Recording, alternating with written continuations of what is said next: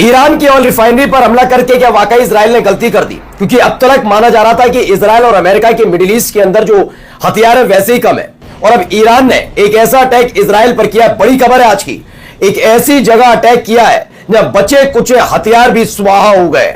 यही नहीं, कई इजरायलियों की मौत की खबर भी निकलकर सामने आई है। इजराइल में न सिर्फ इस बात को लेकर हाहाकार है कि वहां कई लोगों की जान गई, बल्कि अब इजराइल के पास बारूद सीमित से भी सीमित हो गया है। खबर यहां से ही नहीं, अमेरिका के 650 सैनिक हलाक होने की इंटरनल रिपोर्ट भी लीक हो गई है। जो बात ईरान कह रहा था वो बात सच साबित हुई है। दूसरी बड़ी खबर कहां से निकल कर आई खबर कि 650 सैनिक हलाक हुए हैं, और तो और अमेरिका के एक वेयर हाउस को भी निशाना बनाया गया। उसको लेकर क्या खबर है, वहां क्या छिपा रखा था अमेरिका ने, जिसका खुलासा हुआ है।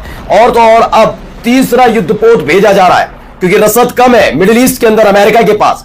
हिजबुल्लाह और इजराइल के जो ईरान के जो हथियार, जो मिसाइल, जो रॉकेट, जो ड्रोन है, उन्हें रोक पाने में अक्षम नजर आ रही है, यानी कि पूरी तरह से कमजोर है। ऐसे में क्या इस युद्धपोत के जरिए बढ़त बनाने की कोशिश कर रही है अमेरिका? क्योंकि जैसे ये खबर निकली वैसे ही चीन ने भी कुछ समंदर में किया है। क्या किया दिखाता हूं। नमस्कार, मैं हूं प्राज्वल गौतम और आप देख रहे हैं the live TV. The live TV, सच सबसे आगे।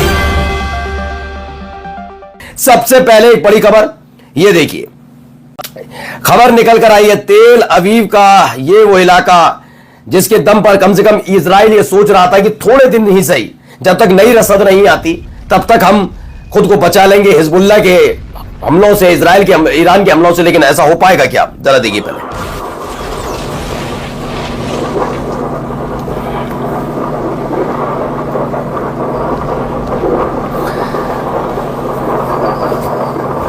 ये एक के बाद एक गिर रही मिसाइलों की वजह से नहीं है दोस्तों। दरअसल यहां पर पहले से ही हथियार रखे थे, बम गोला बारूद रखा था इजराइल का। यह बड़ा डिपो बताया जाता है इजराइल का। ये देखिए एक एक करके उसमें से ही आग के अंदर जो धमाके हो रहे हैं ना, उसमें से ही निकल कर बम गिर रहे हैं बाहर। यह दावा कहां कैसे? ईरानियन फतेह मिसाइल, ईरान ने फतेह मिसाइल दागी तेल अवीव में, जहां पर इजराइल का वेपन डिपो यानी कि हथियारों का डिपो था। इसमें कई सिविलियंस को कैजुअल्टीज भी हुई है, और इन सब को लेकर दावा किया जा रहा है कि बड़ा नुकसान इजराइल को ऐसे वक्त में जब रसद हथियारों की सप्लाई नहीं हो पा रही, हथियार कम पड़ रहे हैं, इन सब के बीच ये बड़ा नुकसान, भारी भरकम नुकसान हुआ है इजराइल को। जी हां, नुकसान, इसी नुकसान से हम डरते हैं।